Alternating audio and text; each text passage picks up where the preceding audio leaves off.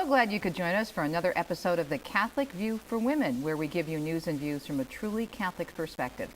I'm Teresa Tomeo, along with my wonderful co-hosts, as usual, Astrid Beta Gutierrez from Hispanics for Life, and Janet Morena from Priests for Life, and of course, also Defending Life program right here on EWTN and the South Lemoore Awareness Campaign.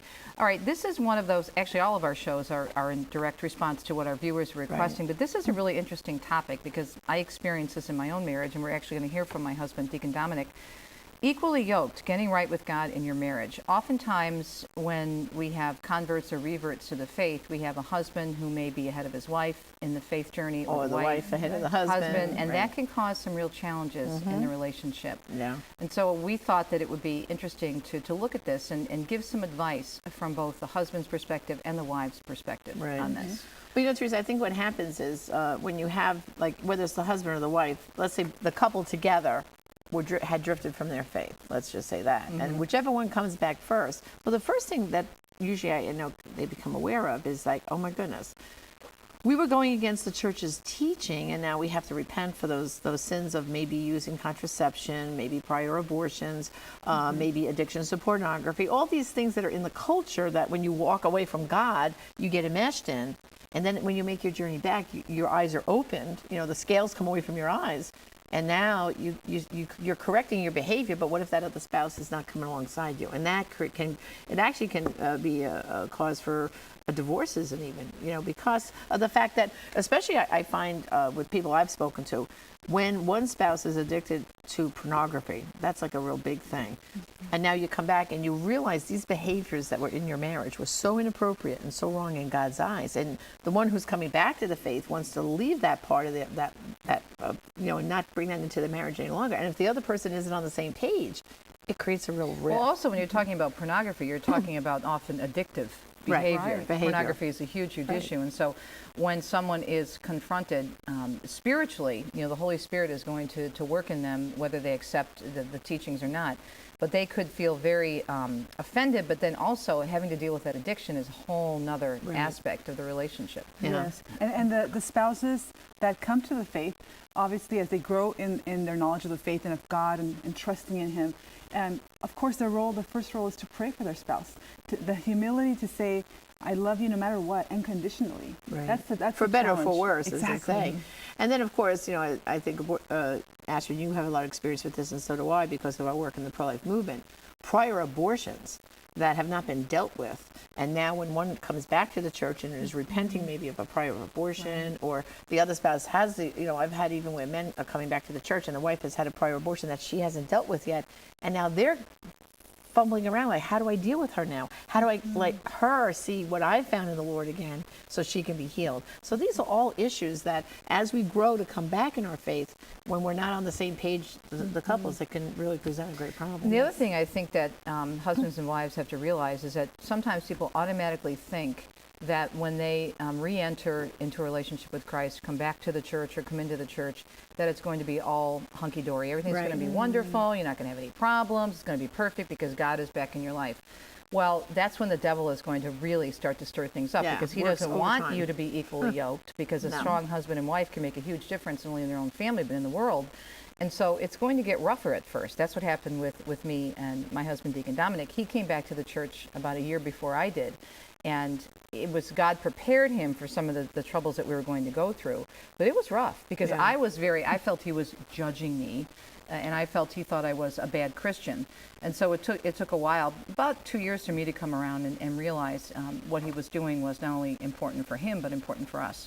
And so it's just it takes a lot of patience, it takes a lot of prayer, but in the end, it's really worth it. Yes. And of course, another area is your prayer life. You know, when one comes back, now suddenly they're maybe reading the Magnificat or the Word Among Us. Or entering a Bible study. Like that, right? Or they're want to go to daily Mass. They're like drinking in the faith, and they're starting to bring home, like Mother Angelica always said, holy reminders. Pictures and statues start popping up around the house. Dominic did that. He dropped off. He would put all these like very subtle or not so subtle hints, like leaving little books and holy cards around for me to read, and just various places where I would hang around in the house, you know, but subtle. You probably picked it up and go, what's this? Yeah. You know, because if you're not there yet, you find all that stuff creeping into your home, like annoying. And the other person is just, so in love with the Lord now, they've come back, they want to have those holy reminders. They want to have those Right. things around. And these are all difficulties. And I have had some very dear friends of mine, and they've been struggling with this as a couple. And the person who's not back in the church yet almost begins to make fun of the other person. Oh, sure, there goes the holy roller, off to mass again. And that's a hurt. It's a deep wound. And now the person who's going back to church, of course, you're praying to the Lord, please help me with my spouse. Let them see the joy I've found in the Lord. How do I get them back? And I know from our viewers' responses, emails we've gotten, it's a huge issue out there. One of the things, go ahead. We have a wonderful saint that we can look up to, Saint Monica, who Right. had not Oh, only her yes. husband but her mother-in-law, who they caused a lot of problems for her, a lot of suffering. But her example of just the perseverance Right. in the faith and trusting first and foremost in God, I think that's a powerful intercessor that we can look to. Yeah. And I think also a healthy balance is don't expect your spouse to come around as quickly as you would like him or her to do. And I remember talking to a friend of mine who came back in a powerful way to the church and is so on fire for the Lord and really doing great work in a number of different ministries. And his wife isn't quite there yet. And he would say to me and my husband, I don't understand it. She gets so mad. And I said, well, what do you mean? He says, well, we'll be out to dinner with friends, and I get up because I'm going to go to Mass or I'm going to go do this at the parish. And I said, in the middle of your dinner? He says, yeah. And I said, well, you have to have respect for where your wife is coming from Right. and to bring them along slowly. How are they going to feel if you've planned this dinner with friends? I'm not saying that that's more important than being with the Lord, but really understanding that you have a responsibility to your wife to spend time with her, and that she's seeing, as you said, this going off and maybe feeling rejected because Right. you're going off to be with God and leaving her alone. Yeah. Bring them along gradually and talk to them, but pray for them most of all. We do have a clip that we Yes. want to play from Yeah. Trent Horn that you interviewed. Yeah, exactly. I was with Astrid, and we were down in Southern California, and Trent Horn, who works apologist with Catholic Answers, came up, and we were talking about this. We said to him, Trent, we have a big problem with this issue among our viewers. We get emails a lot. So we asked his take on that. So let's see what Trent had to say. I think there's a crisis in our church when it comes to men being engaged in their Catholic faith. I know some people have talked about that we need a new evangelization for men to make them fired up and active in their faith. But what do wives do when their husbands just don't want to lead in this area? Well, I think a common temptation is to berate or to say to a husband, why aren't you doing this? Why are you hurting us? Why are you causing me so much grief? And when husbands hear this, sometimes they just shut down when they're faced with this criticism. So I recommend a different approach. I recommend something more uplifting to say, I believe in you. I love you. I married you because you're smart, you're a leader, you're assertive, and I'm so proud to have you be the leader in our family. But our faith is important to us, and I believe in you and your ability to lead our family in faith. So I want to give this to you, but I want you to be built up to do this, to encourage men to know, yes, they are able to do this. We live in a culture where men on television are essentially treated like idiots. They're talked down to. But we can build husbands up to show, no, they're not like that. And the second thing I would recommend is that men often want to look at issues from a logical, analytical perspective. So oftentimes, to see an issue as important, they might need to see how other men have logically thought through the issue. So maybe, for example, if contraception doesn't make sense to a husband, he should read a book written by another man that lays out the arguments to show why contraception is bad for their spouse and bad for their marriage. So just remember to build up husbands and let them know that they are the men God intended them to be to lead families. I like that term, new evangelization. New evangelization, Yeah. exactly, yeah. I mean, what he expressed there is, like we were saying, the problem that you have when you're on that different page, and good hints on how to, bring them back And together. I love the way that he says to really look at your attitude, and Right. that women should affirm the men in their role and what their strengths are, and basically not cut them down, but basically build them up and call them. our call to evangelize is an invitation. Right. You know, we don't Right. hit them over the head with it. We invite people gently, and more than anything, the example, I think, is what really leads people to see the truth. Well, that's what made the difference in my relationship with my husband. At first, he was very heavy-handed, and then he backed off and prayed for me, and he started to change. And I saw his attitude toward me, our relationship, and in his own life change. And he had such peace, and I wanted that peace, and that's what eventually brought me around. That's right. Yeah. Yeah, well, it's that desire for the peace.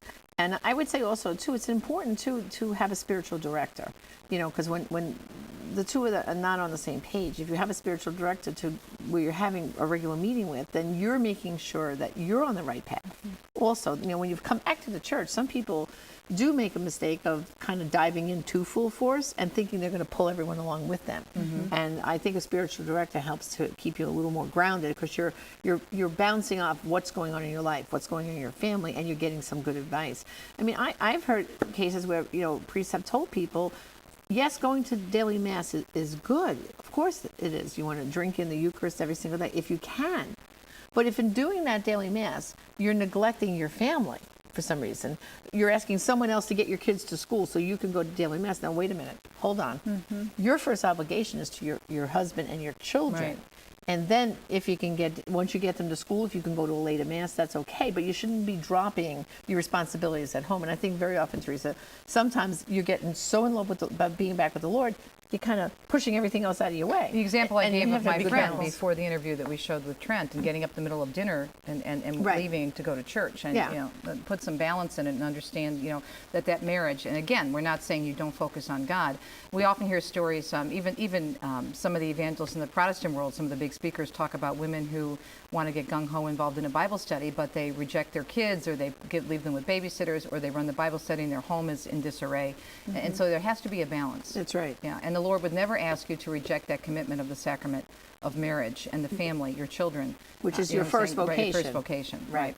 We're going to talk more about this, and we're going to hear actually from someone near and dear to my heart, my That's husband, right. Deacon Dominic, Deacon about Dominic. some advice and some of the things that he's dealt with as a deacon in terms of marriage issues, and also a little bit about our own story, our reversion to the church. Equally Yoked, getting right with God in your marriage. That's what we're talking about in this edition, this episode of The Catholic View for Women.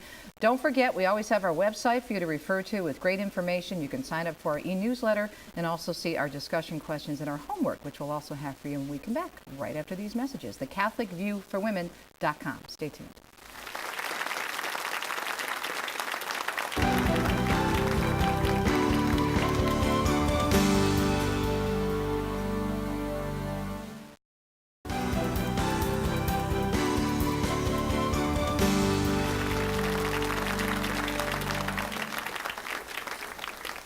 Welcome back to The Catholic View for Women. On this episode, we're talking about equally yoked, getting right with God in your marriage. And before the break, we heard from Catholic Answers apologist Trent Horn on some advice for wives who have come back to the faith or come into the church and are really on fire for the Lord, and some advice on how to approach your husband in terms of getting him excited about the faith as well. So now we're going to go in the opposite direction and talk about a husband who comes back to the faith before his wife does. And we'll get to that in a second, but I really want you two to share these powerful quotes from Pope Francis, who in the last year has done so much great catechesis, leading up to, of course, this fall's World Meeting of Families, which we're talking so much about as well in Philadelphia and then the Synod.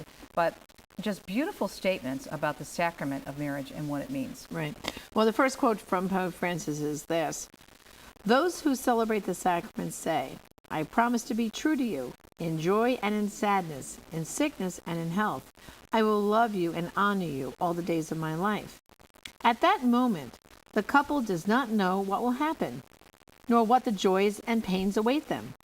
They are setting out, like Abraham, on a journey. And that is what marriage is, setting out and walking together, hand in hand, putting yourselves in the Lord's powerful hands, hand in hand always and for the rest of your lives. And do not pay attention to this makeshift culture which can shatter our lives. Wow. And then he has this other wonderful quote, which says, "But today, Father, it is difficult. Of course it is difficult. That is why we need the grace that comes from the sacrament. The sacraments are not decorations in life. What a beautiful marriage. What a beautiful ceremony. What a beautiful banquet. But that is not the sacrament of marriage. That is a decoration. Grace is not given to decorate life, but rather to make us strong in life, giving us courage to go forwards, and without isolating oneself, but always staying together. Christians celebrate the sacrament of marriage because they know they need it. They need it to stay together and to carry out their mission as parents, in joy and in sadness, in sickness and in health. This is what the spouses say to one another during the celebration of the sacrament, and in their marriage they pray with one another and with the community. Why? Because it is so helpful to do so? No, they do so because they need to, for the long journey they are making together. It is the long journey, not for a brief spell, but for an entire life. Wow. And, this reminds me, Father Frank Pavone, who's our spiritual advisor for these series, he was also my parish priest. And I would get a chance, different friends of mine getting married, and see how he would give that homily at the wedding. The first thing he used to do is tell the videographer, please keep that camera on. Because so very often they shut the camera, I think the guys taping the weddings.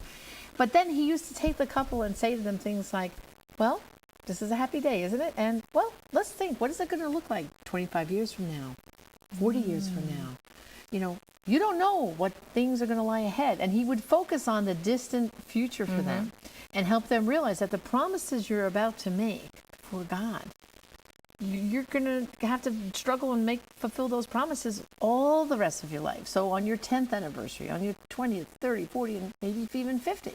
And everyone sits there and goes, wow. That's powerful. It's Yeah. powerful. You don't think of that. Well, and similar to what Pope Francis says here in the quote that you read, Astrid, the emphasis so much in our world today is on what? Is on the dress, is on Right. the reception, is Oh, on yeah. the food, and then they forget about flowers, the this actual and that, sacrament, yeah. if it even is a sacramental wedding, right? And the preparation Right, for the it is preparation. the decorations, the stressing Right. about the details, but Yeah. then what about preparing your soul and that understanding about That's right. what it really is about? Well, it all has to do with, too, the pre-Caner preparation. As we know, it's anemic at best.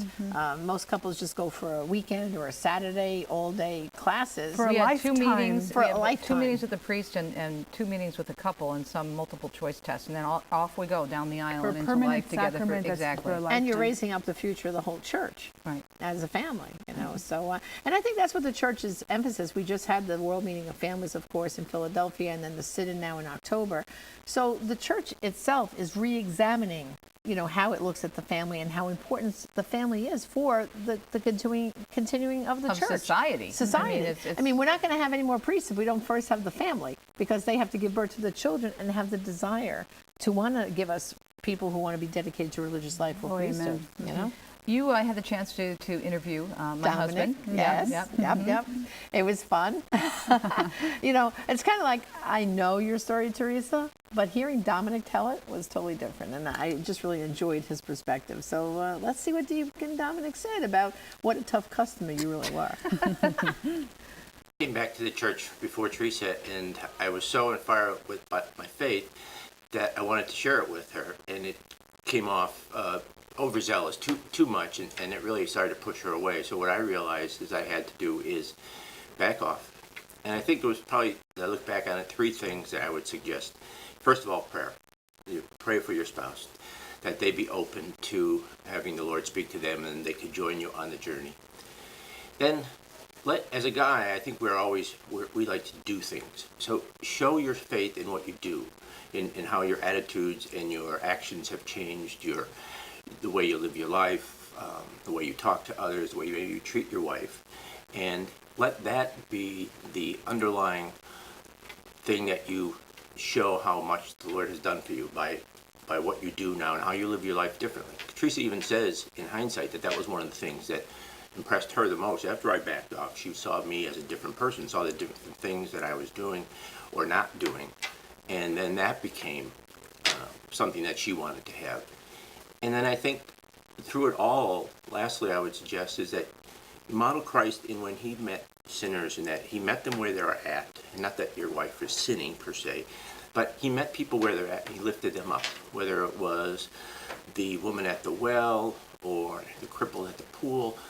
He didn't condemn them. He just started to talk with them, and before you knew it, they were on a different level of their discussion. So maybe there's times when you can engage in a normal conversation and then just work in some faith ideas, some thoughts, or how you looked at things differently now than when you did in the past. And I think eventually your wife will come to you and maybe start asking you questions about this newfound faith of yours or this reversion. And it becomes more attractive to them that way instead of hitting them over the head with the Bible.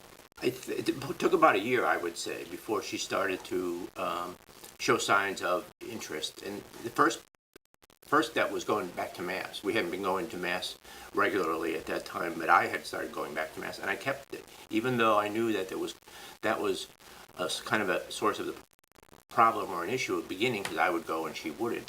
I just gave it up to the Lord and prayed for her during Mass, and then she started to come back to Mass. And then she would ask me, at the time I was in a Bible study, and she started just to ask me questions about what I was reading or what I was studying, or just how's it going at Bible study. And even if, it sounded like a kind of a surface question, I took the opportunity to go a little bit deeper than the surface question might indicate, and just talk to her about how wonderful this faith is of ours that we grew up with, and not knowing all that we should, and now finding out these things. It was wonderful, and I would share a few little like tidbits, if you will, just to get her interested. And then slowly she started talking about it more and more, and we started going to Mass more and just being more engaged in our faith. And then we started to get involved in some church activities, because they're kind of safe. You can do the outside of Mass. It's not real, religious, if you will. But we joined a couple of groups, and that we started to have more friends who were involved in their faith, and then it just kind of morphed into slowly. Before you knew it, it was a relationship that we don't know. You look back on it, you don't know exactly when it changed, but you can tell that it's changed. One of the things that we did from the very beginning, I don't know when it really started, but every morning without fail, we do the daily readings together. And that was one of the first things that we started to do as a couple outside of just going to Mass. And we did the daily readings, and we have a devotional where we'll read a reflection on the daily readings, and then talk about them. But we try to do this every single morning. It starts our day off right, and it's amazing how those readings will apply to something that is going on in your life at that time. It really helps us, and it's really, especially initially, sort of a non-threatening way, because you read the scriptures and then you read the reflection, and you can stop right there if you'd like, as you first got into it. That's what we did. But now we talk more about the readings, or what that reading meant to us, or how that's helping us in a certain situation going on in our lives at the time. Other things you can do is join a couple's Bible study. We joined a Bible study, and we thought we worked together on the Bible study with couples, and we made a lot of great friends. And then surround yourself with good Catholic, holy people, friends, families who share the same values. And sometimes that means it's not going to be your family. I think now of the friends that we have, even when we just get together for a dinner or other kind of event, we really just enjoy each other's company, because we know we're on the same page. And we don't always talk about faith issues, but we have a good, wholesome time with these good friends of ours. God is so good. He is. I'm Right. listening to Deacon Dom, and I'm trying to picture you not into the faith. You're so passionate about the Lord. I can't imagine those Well, days. be but- careful what you pray for. That's what I tell Amen. people, because look That's at right. us now. My Look at husband, who that. would have thought? We were both falling away. My husband is a deacon, and now I'm been on Catholic radio and TV for years. So And notice what Dominic said, which I know is true in my case too. Your friends shift a little. Not that you lose all your friends, you keep some, but then the Lord opens doors to Right. new friendships. Yeah. Because, like you said, the Bible study and different things you get involved in with the church, you get a whole new circle of friends that whole come new into your circle of lives. friends. So don't be And afraid they that- help yeah, strengthen exactly. the road you're on. Yeah. So don't be afraid. The Lord's God always going to be provides. with yeah. you. Well, Well, this went by super fast. I know, but I super think fast. ding ding, teacher time, homework. Okay, homework. Let's do it. So first, remind everyone, Kitchen Madonna, have her in your home. That's a little holy reminder, like Dominic said. She, Put a the few one you religious- got me is on my kitchen. You see it when you I come know, to my when house. I come, It's she's my in her kitchen Yep. and so forth. But we have some other things. First, Teresa, you and Dominic have a book that just came out, which is Intimate Graces. It's published by Ave Maria Press, and And Dominic also is now an available author, at the right? Religious Mhm. Catalog. And finally, too, go to our website, thecatholicviewforwomen.com, see the discussion questions, sign up for our e-letter, and also, too, like us on Facebook. We want to get out there on Facebook as much as possible. And of course, we want our viewers to always send us an email. After you've seen the show, tell us if you have ideas for future shows, and we really like to get their feedback. One of the questions we have, and discussion questions on the website, is have you ever considered a marriage enrichment program? And that was something that really helped us. We went through a marriage encounter weekend, which made a huge difference. And there are all kinds of programs, including a wonderful program from Julie and Greg Alexander, who have been on EWTN for many years. They have a marriage program as well, and that resource will be on our website. So remember, never lose heart. God loves you. There is a path. Be patient. Pray for your spouse. And most of all, just remember all things Christ. We'll see you next time in the next edition of The Catholic View for Women.